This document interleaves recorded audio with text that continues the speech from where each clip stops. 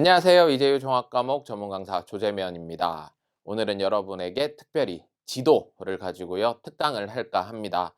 선생님이 강의 시간 때 여러분에게 정치는 항상 사고해야 되고, 경제는 이해해야 되고, 세계사는 인과관계 흐름을 잘 파악해야 된다.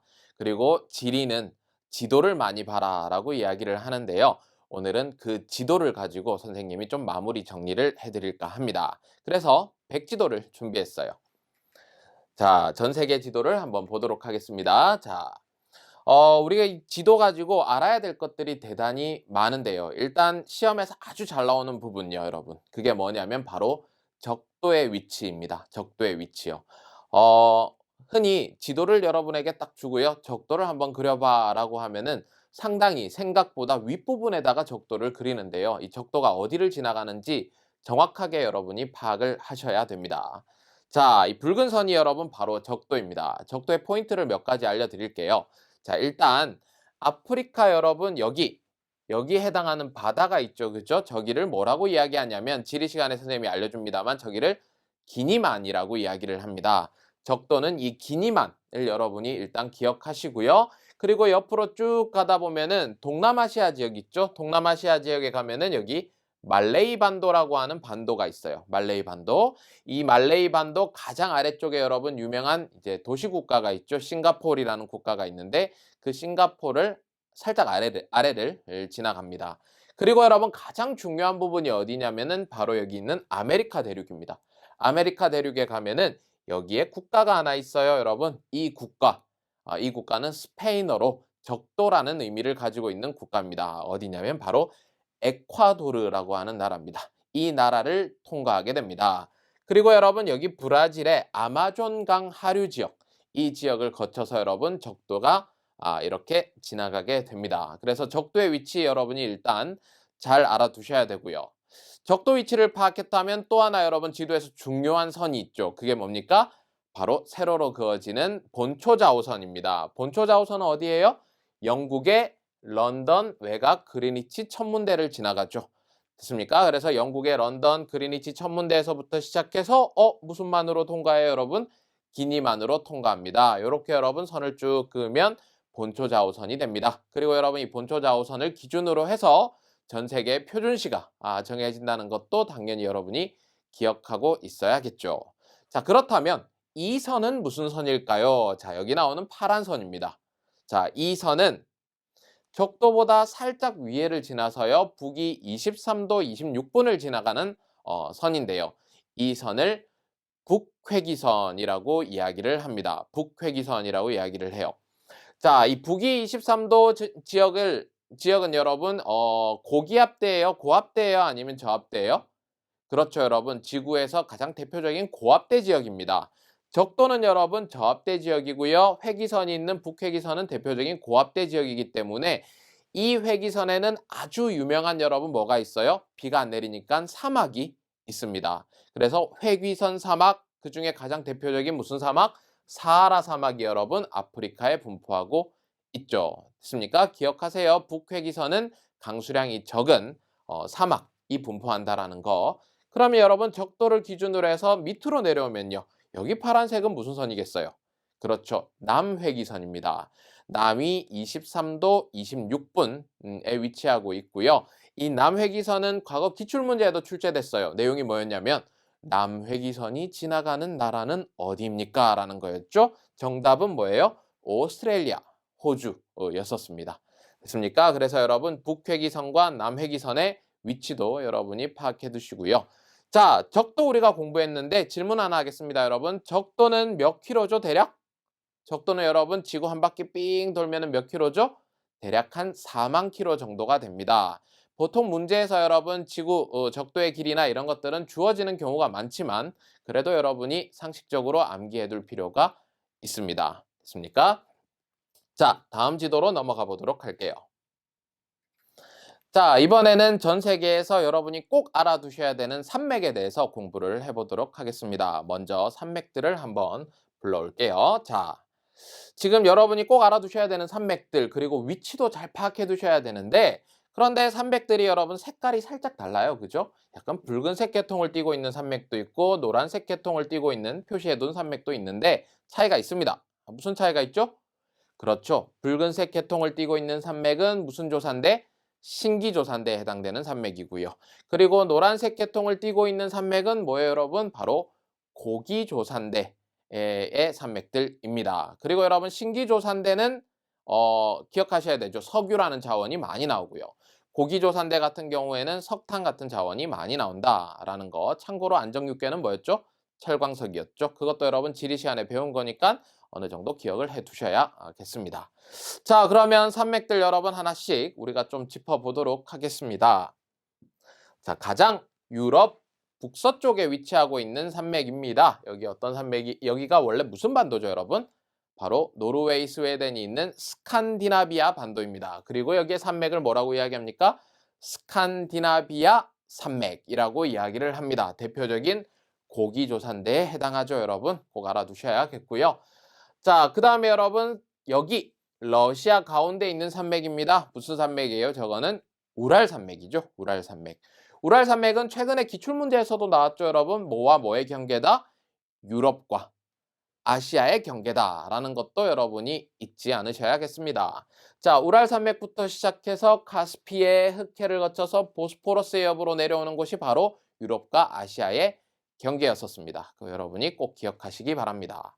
자, 그리고 유럽의 다른 신기조산대들도 한번 보도록 할게요. 가장 유럽에서 유명한 산맥이 여러분 바로 알프스 산맥입니다. 스위스, 그 다음에 이탈리아, 국경에 걸쳐서 여러분 있는 산맥이죠. 알프스 산맥은 대표적인 신기조산대고요. 그리고 여러분 여기서 퀴즈. 알프스 산맥에는 고온, 건조한 무슨 바람이 분다? 팬 현상, 팬 바람이 분다라는 것도 여러분 알고 있어야겠습니다. 자, 그리고 이 알프스 산맥 왼쪽으로 오면은 프랑스, 스페인의 국경 지역에 있는 대표적인 산맥입니다. 뭐와 뭐의 국경이라고요? 프랑스와 스페인의 국경에 위치하고 있는 산맥입니다. 자, 무슨 산맥이죠, 여러분? 바로 피레네 산맥이라고 하는 산맥입니다. 피레네 산맥입니다. 자, 그리고 살짝 오른쪽으로 오면 여러분 여기 카스피해 그리고 흑해 사이에 위치하고 있는 산맥 무슨 산맥요? 카프카스 산맥 또는 캅카스 산맥이라고 이야기를 하죠. 카프카스 산맥 근처에 여러분 뭐가 있어요? 체첸이 위치하고 있습니다. 자, 그리고 아프리카 북쪽에 여러분 아틀라스 산맥이라는 산맥들도 있어요. 전부 신기조산대에 해당되는 산맥들입니다. 됐습니까? 그리고 이 산맥들이 여러분 어느 나라를 거쳐서 어느 지역에 위치하고 있는지도 여러분이 어느 정도 다 기억하고 있어야겠습니다. 자, 그리고 알프스 히말라야 조산대는 이쪽 아시아 히말라야 산맥으로 넘어옵니다. 그죠? 전 세계에서 가장 높은 산맥이죠. 저기 히말라야 산맥도 대표적인 신기조산대에 해당합니다. 자, 여기 오스트레일리아 대륙입니다. 오스트레일리아 동부에 위치하고 있는 산맥 무슨 산맥이에요? 그레이트 디바이딩 산맥입니다. 됐나요? 대표적인 무슨 산맥? 고기조산대에 해당하는 산맥입니다. 다시 고기조산대는 무슨 자원이 유명하다고요? 석탄입니다, 여러분. 됐습니까? 석탄이 유명하죠. 아메리카 대륙으로 넘어갈게요. 자, 아메리카 대륙 서쪽에 위치하고 있는 북아메리카 대륙 서쪽에 위치하고 있는 아주 큰 산맥 있죠, 여러분. 무슨 산맥요? 바로 로키 산맥입니다. 로키 산맥. 그리고 동쪽에는 유명한 여러분 무슨 산맥이 있어요? 에팔레치아 산맥이 위치하고 있죠. 처음에 여러분 영국인들이 미국으로 이주했을 때 이 에팔레치아 산맥 동부 지역에 식민지를 만들고 거주를 했었던 것이죠. 자, 여기에 에팔레치아 산맥이 있습니다. 자, 그리고 마지막으로 여러분 남아메리카의 서쪽 지역에 위치하고 있는 산맥이 있습니다. 무슨 산맥이죠? 바로 안데스 산맥이라는 산맥이 있죠. 이 안데스 산맥도 여러분 대표적인 뭐에 해당한다? 신기조산대에 해당한다라는 거. 여기 있는 산맥들은 여러분 가장 기본이 되는 산맥들이고요. 만약에 이제 시험 문제에서 또 다른 산맥이 나오더라도 대부분 여기에 있는 산맥이 정답이 되거나 요거를 알고 있으면 여러분이 맞출 수 있는 그런 내용이라고 생각하시면 되겠습니다. 자, 다음으로 넘어가 보도록 하겠습니다. 자, 이번에는 바다하고 하천을 여러분 우리가 좀 보도록 합시다. 전 세계에 어떤 바다들이 있는가 여러분이 알아두셔야 되는 바다, 그리고 여러분 하천, 강들도 조금 체크를 해보도록 할게요. 자, 다시 유럽으로 갑니다. 자, 여기에 어떤 나라가 있냐면 스웨덴이라는 나라가 있고요. 이 옆에 여러분 핀란드라는 나라가 있죠. 그죠? 그리고 스웨덴 끼고 있는 이 바다를 무슨 바다라고 이야기합니까, 여러분? 바로 발트해라고 이야기를 합니다. 세계사 열심히 공부한 친구들은 발트해가 여러분 익숙해야 됩니다. 왜? 발트 3국이 나오잖아요. 발트해 어디에 위치하고 있는? 오른쪽에 위치하고 있는 세 개 국가를 여러분, 세 개 국가를 발트 3국이라고 이야기합니다. 소련에서부터 독립하는 내용도 나오고요. 발트 3국은 아주 세계사에서는 몇 번이고 여러분 나온 적이 있는 나라들이죠. 어떤 나라예요? 그렇죠. 에스토니아, 라투비아, 리투아니아 같은 나라가 여러분 이 세 개를 발트 3국이라고 이야기합니다. 여기 세 개 중에서 가장 위에 있는 나라가 뭐요? 에스토니아. 그 다음 뭐요? 라투비아. 그 밑에 있는 나라가 리투아니아입니다. 그래서 선생님은 에라리라고 외우고 있습니다. 자, 여기 발트 3국이 있고요. 그리고 여러분 발트에 이 노르웨이라는 나라가 있고요. 좀 왼쪽으로 가서요. 영국이라는 나라가 있죠. 영국 오른쪽에 위치하고 있는 바다 여러분. 영국 오른쪽에 위치하고 있는 바다. 영국 입장에서는 여러분 사실은 동쪽에 위치하고 있는 건데 저 바다는 뭐라고 불립니까? 바로 북해라고 불리는 나라입니다. 자, 저 북해는 여러분 뭐가 많이 나죠? 기억하고 있어야 돼요. 북해에서 많이 나는 것은 뭐예요? 바로 석유랑 그리고 뭐예요? 천연가스죠. 그래서 여러분 여기 있는 영국이나 옆에 있는 노르웨이 같은 경우는 석유도 많이 나고 천연가스도 많이 나는 나라다. 특히 노르웨이 하면 천연가스 아주 유명하죠. 맞습니까? 자, 그리고 아래로 내려오겠습니다. 자, 여기에 위치하고 있는 바다 있죠, 여러분? 아주 유명한 바다입니다. 여름에는 건조하고 겨울에는 습윤한 그런 기후를 나타내는 바다죠, 여러분. 저기는 바로 지중해입니다. 지중해. 됐습니까? 지중해는 우리가 지리 시간에 특산물 같은 것들, 지중해 기후에서 많이 자라는 그런 작물들 공부했었죠, 여러분. 그것도 꼭 기억하고 있어야 되고요. 그리고 여러분 지중해에서 안쪽으로 들어가면은 여기 위치하고 있는 바다, 이거는 흑해입니다. 흑해죠. 흑해는 여러분 흑해 북쪽 지역에 뭐가 있어요, 여러분? 바로 크림반도가 위치하고 있습니다. 크림반도가 위치하고 있죠. 자, 그리고 이것은 바다냐, 이것은 호수냐 알 수가 없다. 그지? 이건 뭐예요, 여러분? 바로 카스피해입니다. 그래서 카스피해는 호수인지 바다인지에 따라서 주변 국가들의 이해관계, 즉 이익이 달라지기 때문에 지금도 바다냐 호수냐를 둘러싸고 여러분 상당히 대립을 하고 있는 대표적인 지역입니다. 여기가 카스피해입니다. 자, 그리고 아프리카 지역으로 좀 내려올게요, 여러분. 첫 페이지에서 선생님이 여러분한테 알려준 바다, 무슨 바다예요, 여러분? 기니만입니다. 됐습니까? 기니만입니다. 기니만은 뭐가 지나갔었죠? 적도가 지나갔었어요. 질문할게요. 적도 지역에는 어떤 기후가 나타납니까? 적도 지역에서 잘 나타나는 기후는 뭐예요? A, F, 무슨 기후예요? 열대 우림 기후입니다. 그래서 여러분 이 기니만 근처는 열대 우림 기후가 많이 나타나죠. 열대 우림 기후 하면은 카카오 생산 많이 되니까 기니만 근처에 있는 뭐 예를 들어 코트디부아르나 그다음에 가나라든지 옆에 있는 나이지리아, 카메룬 이런 나라들은 여러분 카카오가 많이 생산되는 나라들입니다. 이렇게 여러분 머릿속에서 연관해서 공부를 하셔야 되고요. 됐나요? 그 다음에 여기 모세의 기적으로 유명한 여러분 바다가 있죠? 모세의 기적으로 유명한 바다가 바로 홍해입니다. 됐습니까? 홍해입니다. 그리고 지중해하고 홍해 사이에 여러분 아주 유명한 시설물이 있습니다. 그 시설물을 뭐라고 이야기하죠? 그렇죠. 수에즈 운하라고 이야기를 합니다. 수에즈 운하라고 이야기를 해요. 됐습니까? 자, 그 다음에 넘어와서요. 또 하나 중요한 바다가 있습니다. 어디죠? 바로 여기. 여기는 여러분 전 세계에서 아주 석유가 많이 생산되는 곳입니다. 무슨 만이라고 부릅니까? 요즘에 여러분 뉴스에서도 자주 나오는 곳이죠. 페르시아만입니다. 페르시아만입니다. 알아두시고요. 그리고 인도의 동쪽 지역에 위치하고 있는 이 바다는 무슨 바다예요? 그렇죠. 벵골만입니다. 벵골만. 이것도 여러분이 같이 알아두시기 바랍니다. 자, 아메리카로 넘어오도록 하겠습니다. 넘어오시면요. 여기 여러분 바다가 있죠. 미국 아래쪽, 멕시코 오른쪽 저기 있는 바다를 멕시코만이라고 이야기합니다. 멕시코만도 여러분 대표적인 산유 지역입니다. 그래서 선생님이 지금 바다 설명을 하면서 여러분에게 야, 이 바다는 석유가 많이 나 라고 하는 바다를 몇 개? 3개 알려줬어요. 어디요? 북해. 그리고 어디요? 페르시아만, 그리고 어디요? 멕시코만입니다. 전 세계 여러분 석유가 상당히 많이 생산되는 지역이죠. 됐나요? 자, 그리고 여러분 그 밑에 내려오는 이 바다 뭐예요, 여러분? 바로 카리브해입니다. 카리브해. 됐습니까? 카리브해입니다. 가장 중요한 걸 안 했네요, 여러분. 이거는 당연히 알고 있을 거라고 생각을 해서 선생님이 빠뜨렸는지 모르겠는데 여기 무슨 바다예요, 여러분? 그렇죠. 태평양이죠. 그렇죠? 그리고 여러분 여기는요. 인도양입니다. 그리고 여러분 여기는 어디입니까? 그렇죠. 대서양입니다. 저 세 개의 바다를 뭐라고 이야기해요? 삼대양이라고 이야기를 하죠. 자, 이번에는 하천들 여러분 좀 체크를 해보도록 할게요.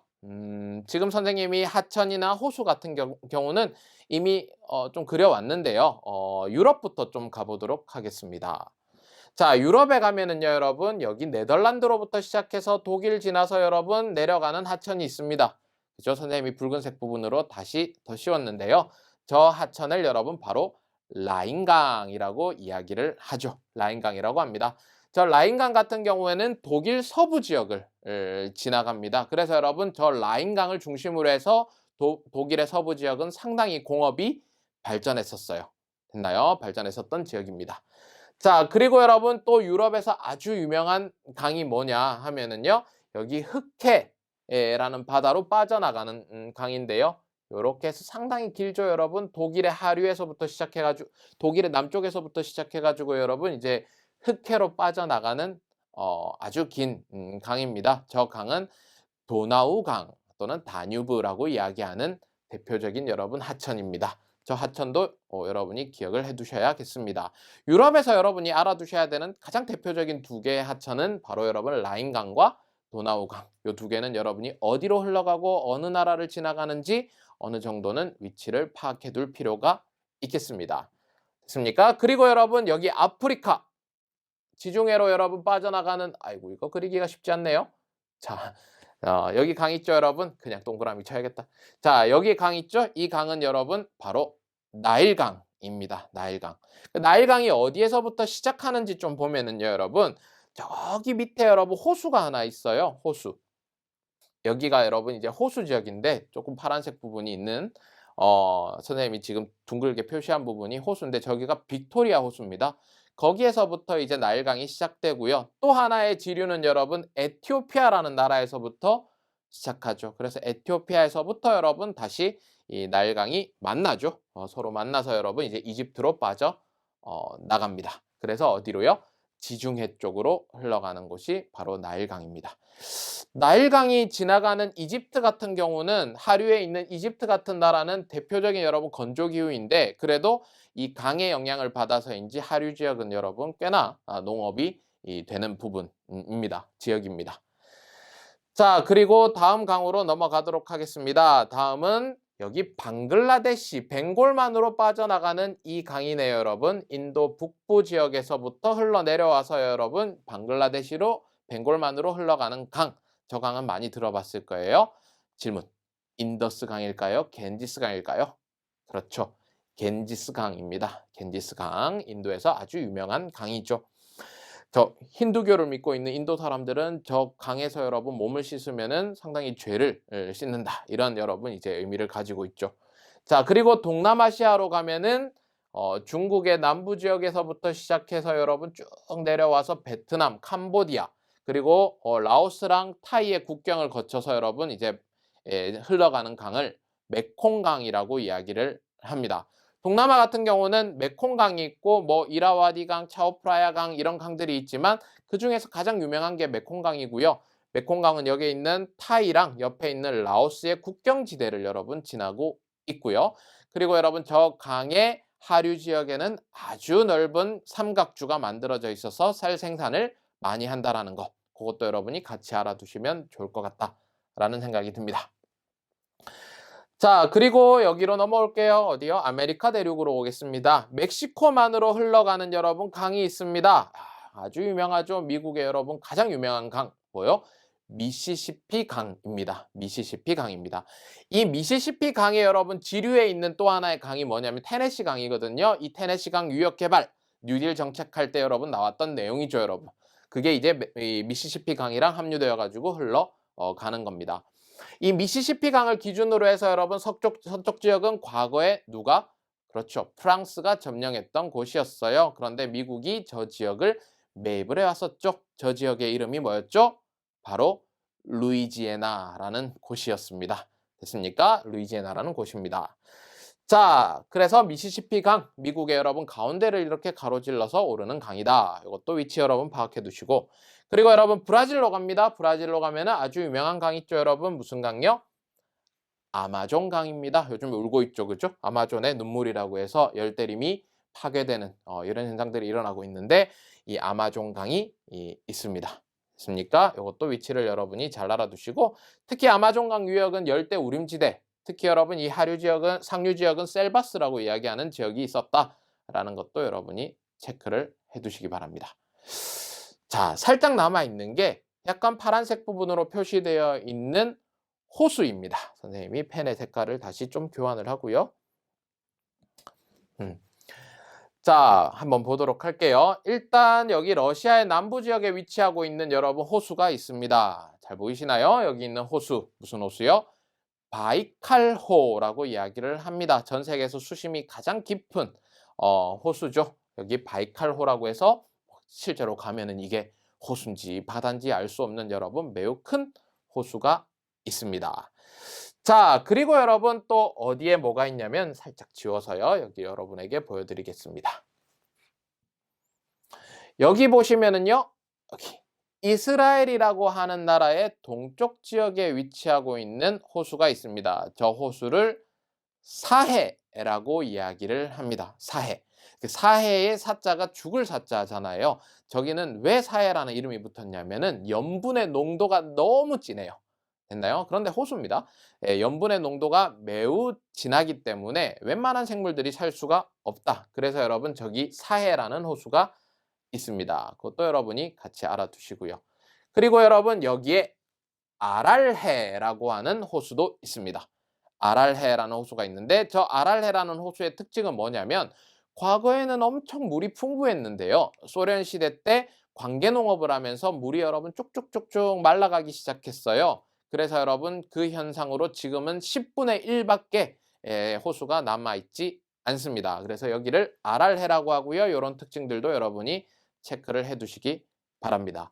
그래서 지금 사해, 아랄해, 그리고 바이칼호 요거 선생님이 알려드렸고 나머지 하나 아메리카 대륙으로 오시면은요 여기 여러분 위치하고 있는 호수입니다. 호수 이름도 여러분 참 재밌는데요. 티티카카호라고 이야기를 합니다. 일본어로는 치치카카라고 이야기를 하죠. 이 호수의 특징은요 여기 무슨 산맥이 있습니까?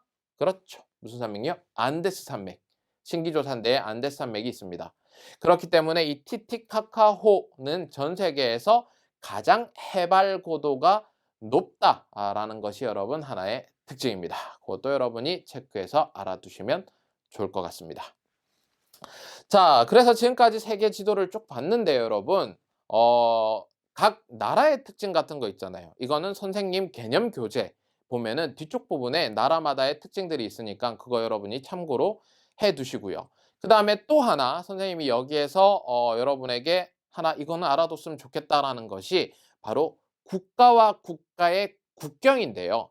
국경이 가끔 보면은 직선으로 이렇게 여러분 만들어져 있는 국경들이 있어요. 대표적으로 여러분 여기 이집트라는 나라를 포함해서 아프리카 지역에 가면은 국경이 막 직선으로 되어 있죠. 그죠? 그리고 여러분 여기에 미국과 캐나다, 알래스카 사이에도 국경이 직선으로 되어 있죠. 그 직선으로 되어 있는 국경. 그것을 수리국경이라고 이야기하는데 그 국경들이 어디에 위치하고 있는가? 어느 나라와 어느 나라의 국경이 수리국경으로 되어 있는가라는 것들을 여러분이 조금 기억을 해두면 좋을 것 같다라는 생각이 듭니다. 핵심 포인트 한번 짚어보도록 할게요. 첫 번째, 제국주의에 대해서 우리가 좀 공부를 해보도록 하겠습니다. 제국주의가 뭔지, 제국주의